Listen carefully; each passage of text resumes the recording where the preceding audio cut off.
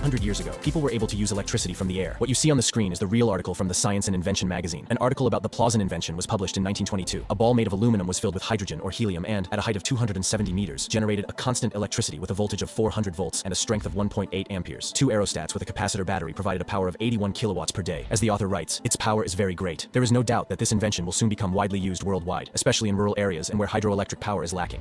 Why don't we use it nowadays? The full picture of the article I published in my Telegram channel can be found via the link in the channel's profile.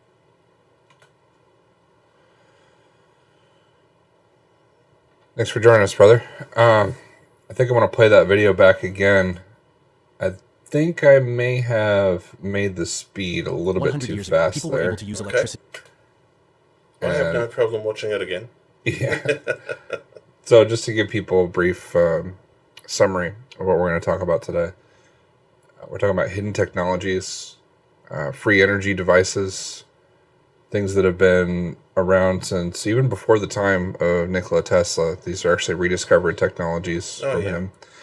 And there's I guess we call it the Prometheus device, which is a gift from the heavens to the earth for free energy. I do have a little bit of an objection to the term free electricity, but I'll explain why a little bit later on. Okay. I'm going to go ahead and play this video back for everyone again. Certainly.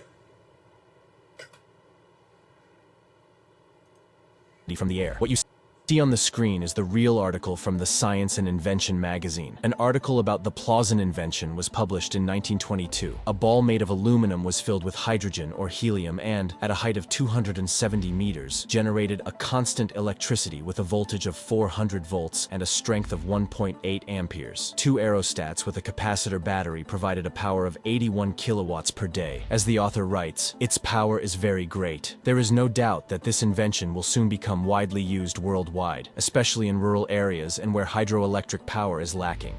Why don't we use it nowadays? The full picture of the article I published in my Telegram channel can be found via the link in the channel's profile. So this technology that was displayed in that video, again, this is something that Tesla was working on, and it was going to be implemented in Western societies. That was his hope. And from everything I've read of Nikola Tesla, nothing of what he did, well, very little, was for personal gain. He was trying to provide this to all of human society for free. It ended up being only things that the other so-called inventors or profiteers took on that became for profit, like the alternating current. That was part of the problem, yeah. Many things, or probably I would argue that everything that Tesla invented, excluding the Tesla coil, someone else ended up taking credit for. He contributed to the development of the light bulb, but at the time he was working for, guess who? Thomas Edison. Oh, yeah, the guy who took all the credit. I think it's Marconi. I can't remember his first name, but Marconi is credited with the invention of radio transmission. But even Marconi's own patent application uses something like 200 of Tesla's patents cited in his own application. Let's talk more about this this device that what does it use? Static electricity? The electrical charge, it's commonly referred to as static electricity, but which gives it the common misconception that it's useless. But yes, it's collecting electrical charges from the ionosphere, or as it says in that image, the electric exchange layer. But that term, or the image really, and most places you'll see similar images is portrayed in the same way, that you won't get a static charge, you won't get a charge from the atmosphere until you get up to that height. But it is a very transient thing. It can depend on humidity, moisture level in the air for one thing, which can bring it down much lower. And it does begin at even a metre above ground level. But the higher you get, the higher the charge level is. Hmm. They're saying there's a layer in the atmosphere that has this electrical charge, and it's typically above a thundercloud. Thunderclouds tend to form basically as the, they act as a medium basically between the ground and the ionosphere, where the water molecules in that cloud will act as a conduit basically to allow the charges to jump from the highest charge layer through the cloud to the ground. Hmm. This is similar to this. What would you call this? This is a tower built by Tesla, right? I will admit that I believe this image is most likely photoshopped, Okay. but it does depict at least one understanding of how the tower that Tesla was building at the time his funding for this project was pulled.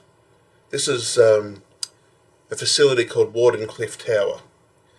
The building you see in the foreground is still there, and the concrete foundation is still there, but that tower has now been completely demolished.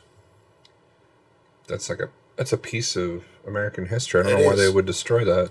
And it was supposed to be not only a test project, but also the first of a network of towers that would allow. Again, the patents have disappeared, for, and the blueprints and everything have vanished Yeah. for what this was supposed to do. But if you look at it, looking at the design of it, you can see a silhouette inside the tower itself that looks a lot like a Tesla coil. And so my presumption from this is that the dome of the tower itself was intended to pull those charges from the atmosphere and relay them into the coil. And that is where the power was actually getting transmitted from, because it's been shown that if you have two Tesla coils, now the coil itself, I'm sure everyone's seen an image of one, you have a primary coil and a secondary. And if you have two of them that are wound with the exact same number of turns on the secondary coil, you put power into one, and like a tuning fork, the other one will pick up that power. I'm sure everyone's seen the scientific experiment. If you have two tuning forks near each other, you hit one, the other one will start vibrating at the same frequency. Hmm. What is that related to magnetism or More closely related to radio waves, radio waves? or actually electromagnetic waves to be more accurate, because Okay. radio waves are a form of electromagnetic radiation, but they can be transmitted a long distance. And there were other devices that Yeah. Tesla helped to invent, like you were saying before. The alternating current power is one, and I can't remember who it was. That may have actually been Edison as well after Tesla stopped working for him. But alternating current power was made infamous at the time by, again, assuming it was whichever individual it was, would demonstrate the danger of this by electrocuting animals in public, which is just a horrendous thing. But the second on the list, obviously, as we've mentioned, the Tesla coil. And although this is something that many people have reproduced all around the world, I don't think everyone has fully realised the potential that it has. The magnifying transmitter, I'm not 100% sure what that is, but I think it's got something to do with the actual transmission of the term itself indicates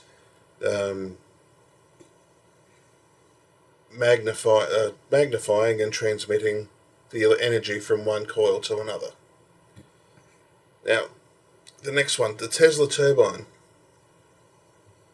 is a personal favourite of mine, because this is a generator that can run off flowing water, it can run off compressed air, it can run off steam. And a very simple principle, only one moving part, really. And all it uses is friction or surface tension.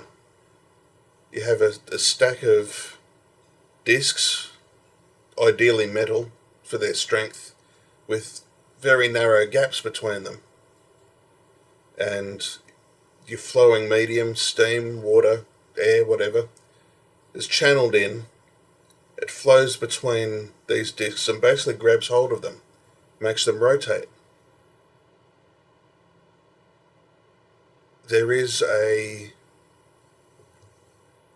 example of it, I think it's in a museum, and you can tell it's made out of cast iron. Now, at least the main housing of it. And from what I've read, allowing for the fact that cast iron was apparently very different to what we see these days, like much higher quality. I've also read claims, there it is there. There are some machined parts, and copper tubing, but the official claim is that this cannot be reproduced today because the materials we have would be torn apart by the forces generated in the Tesla turbine.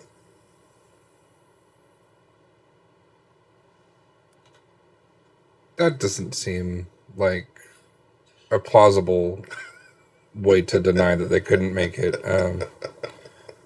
That the forces would be too great. But they can somehow contain nuclear reactions. But they can't contain a steam turbine. Yeah. A nuclear reaction is a very different thing, but... I'm just saying the complexities. Fair point. Yeah. But a steam train is probably a better comparison in this context.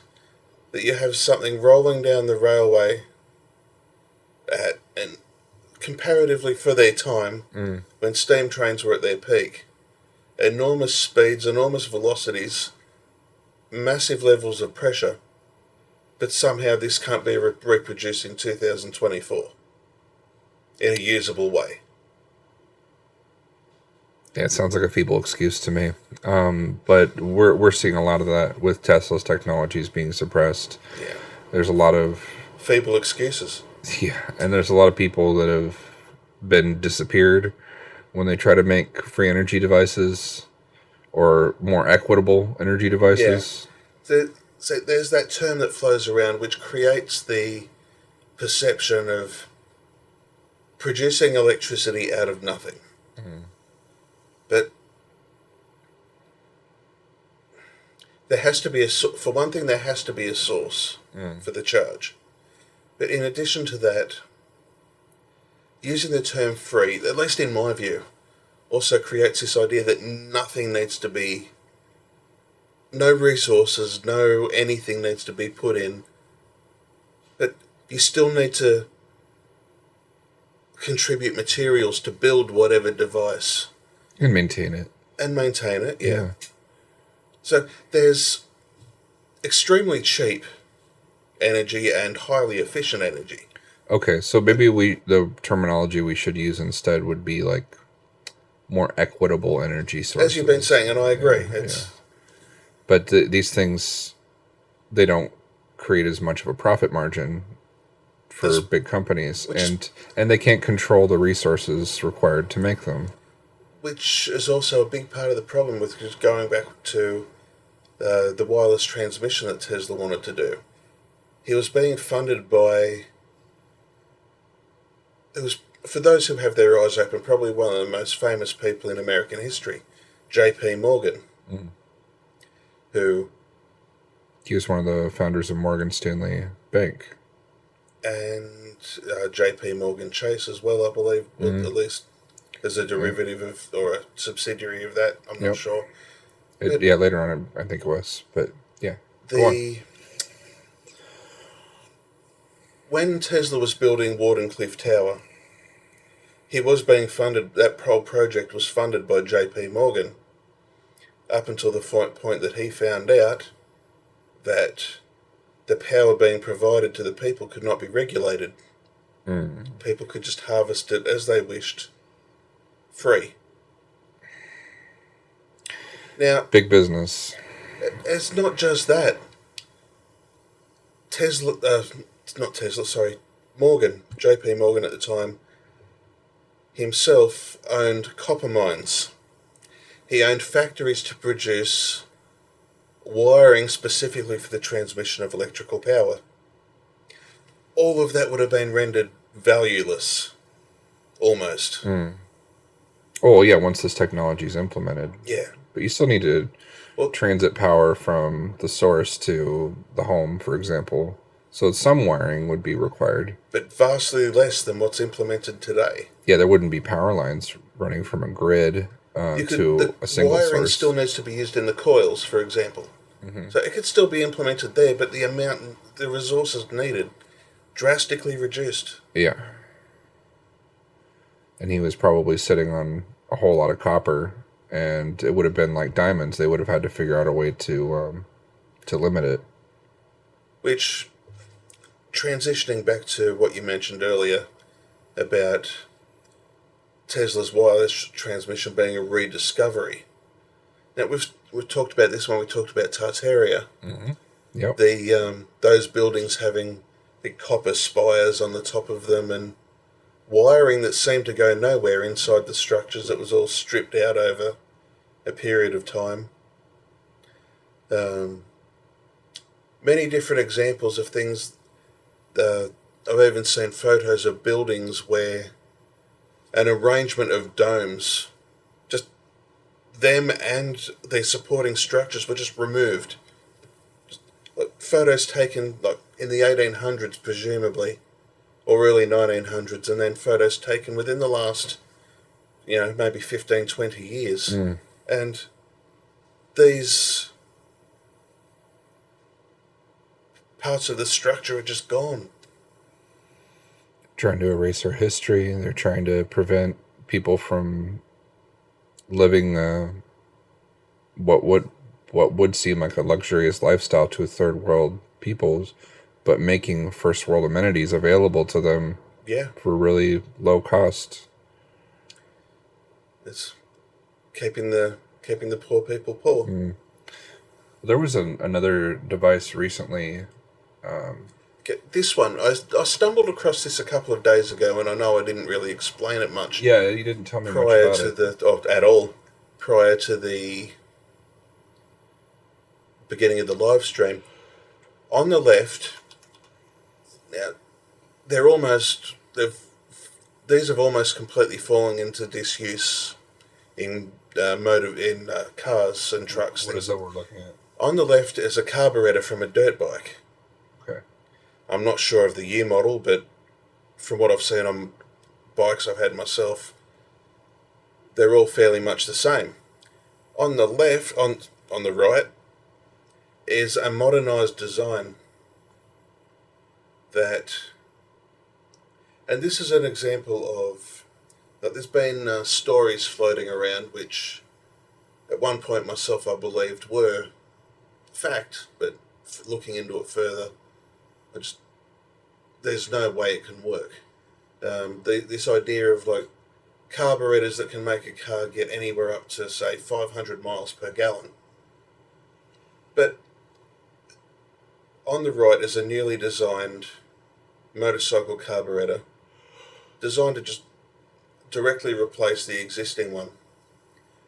And while it does have dramatic improvements in simplicity, it doesn't give you 500 miles per gallon. But what it does give is a efficiency increase of anywhere up to 25 or 30%. See, a lot of combustion engines, they are inefficient in many ways. But one of those is that they don't burn their fuel completely. So some of the exhaust is vaporized fuel. Right. I want to read one of the comments that we received. This is actually from our Vicar General. He says that pacing technological development is this. Well, maybe I'll summarize what he's saying or rephrase it. But he's basically saying that pacing the technological development is done at this pace according to is appropriate for social development. So what we have here is obvious suppression of technologies, but it is growing at a steady pace for what you might consider social development. But there's a technology that will be available in the New Kingdom that will be on pace with the social development that we expect to happen in the near future. Also, well, in reference to in reference to the comment, we have seen examples of technology accelerating beyond the point of human development in the past and it being suppressed. The most famous example is the Tower of Babel. Yeah. And that was divine suppression. Yeah. So it seems as though while on the surface it could seem nefarious that these things are being suppressed, it could be for a higher purpose that it's being suppressed. Yeah. At the time of the destruction of the Tower of Babel, mankind they were on a development pace where they would be like a very primitive version of human society would be at a point where they would be venturing into space. Can you imagine that? No. Cavemen in space? No. No, that would be a disaster. So yeah, of course. And again, with prevention measures had to be put in place. Again, Tartaria. It's a softer version of the same kind of reset. I can only imagine how wonderful life would have been with the technology that they had, and obviously for similar reasons, things needed to be staggered a little bit. So one of the devices that will be implemented in the New Kingdom is something called the Prometheus device. But there's concepts about it that should probably be explained first. It's a very simple concept. It's basically magnetic repulsion. Okay. And with a wheel turbine? Basically much like a generator, but the theory is looking on YouTube for 5 minutes, looking for magnetic repulsion motor, you'll find so many different variations on the concept that it's bordering on absurd. And all using the concept of using magnets repelling each other to make a rotor turn to produce electricity. And this concept of angling the magnets, is that just to keep it running so it doesn't lock up? Yeah. Okay. And this is similar to what's being shown here on this Prometheus device from Lord Rael. This one, it perfects the design. Because although the image seems very simple, I was about to say similar, which it kind of is, but the problem with a lot of these designs that you see people showing on YouTube and other platforms is they seem to follow a concept of let's add as many magnets as possible. And it's really not necessary because all you're doing is adding magnetic interference, additional weight. Because if you have the magnets too close to each other, they are going to the magnetic field lines are going to interfere with each other. So what this design does, it eliminates, and admittedly this image is very simple, but it's all it really needs to be. Eliminates what? Eliminates excess weight, spaces out the magnets from each other so they aren't interfering with each other, and just does what needs to be done. I think it's interesting it mentions specifically a direct current motor. Yeah. But why would that be instead of alternating current? Because alternating current would seem more efficient.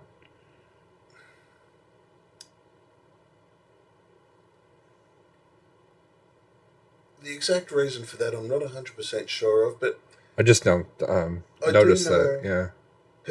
at least potentially speaking, DC motors are simpler, and you can always feed the power from that Oh, okay. So into a brushless DC motor at that. so what could be the intention here is to make a device available for creating at home. Yeah. So a brushless DC motor, for one thing, less friction they have, by my understanding. So there's less resistance to the magnets turning the rotor there. And the power that's coming out of the motor, you can always feed into if you've got a big enough power, you can feed it into a battery bank or into a the words escaped me, an inverter Okay. that will convert it to alternating current. Yeah, I thought it was really interesting. The name of the device, Prometheus, Yeah. right? You and I were talking about this the other day, and we were speaking about the mythology around the was it Greek god The Greek Prometheus, god Prometheus, yeah. and tell us a little bit about Prometheus. There's two different stories, but they both have the same underlying concept. Okay. That Zeus chose to withhold fire from mankind. Uh-huh. And Prometheus basically stole it from Mount Olympus and gave it to mankind against Okay. Zeus's command. Okay. So that said, And he was punished for it, but it's yeah, two different ways, but right, that's but irrelevant. exactly. The relevant part is that he gave an energy source to mankind As a divine gift. from a divine source, Yeah. which was not intended for mankind at that time. Very interestingly, correlation here, because Lord Rael attempted to offer this gift to mankind, and That screenshot is all that remains of what was once a much more detailed video, and even I have never seen the full video. It does not exist anymore. right. Well, what I'm alluding to here is that, like in those times, now mankind still is not ready for this divine gift. Well, yeah. And what I was going to... You're very right. And part of the reason... I have seen people try to reproduce the Prometheus device, and I could immediately see the problems. In at least one design I saw, they used metal bike wheels for the rotor, Okay. attaching the magnets to that. Can you... I would think that like plastic would be a better choice. Maybe carbon fibre? But Yeah, for a simple way to like PVC piping, I think would be a cheap way of doing it. It's pretty strong. Strong, yeah, but on a small scale, like a Yeah. large diameter. Yeah, just to test it out, test the concept out. I did actually. I never had this at the time in the circumstances I was in at the time. I never had the time to complete it, but I did actually try doing it once, but I never got the time to. I had the rotor built, and just under the circumstances I was in at the time, didn't have the time to complete Well, it. when you're ready, you can help us to get disappeared. You know. But for anyone that can't immediately see the problems with using a metal wheels, any metal will extend a magnetic field. Right. Well, this technology clearly it's not available for mankind right now, and when people try to make it, it's instantly suppressed, and people are silenced or removed from this planet, one way or another, and preserved. Perhaps, at least the technology would be preserved for a later time when mankind is ready, and Yeah. that time will come after this, what you might call a great reset, but not just the financial great reset, the Reset of human society. yeah, as a whole. So really looking forward to that. Well, Yeah, this society is completely broken. The world that we live in, that's true, and it does need to be reset. It does need to change if we're ever going to get towards that utopic Star Trek Federation of Planets sort of. That I'm looking forward to. Oh, it's going to be great. Do you have any preview of what we're going to talk about next week? Hasn't been decided yet? Hasn't been decided yet. Okay. That's okay. We don't have to tell them anything. They could just tune in next week and find out. I'm open to comments from our audience as well. Yeah, we'll take requests. Sure. Sounds good. All right. You guys know how to reach us. Yeah. Thanks for tuning in. Cardinal Matt Staader, thank you for joining us. Been a blast. Thank you for having me. No pun intended. All right. Well, we love you guys. Have a good day. Truly. Be blessed in Lord Rael's name. Love God. Love each other. Amen.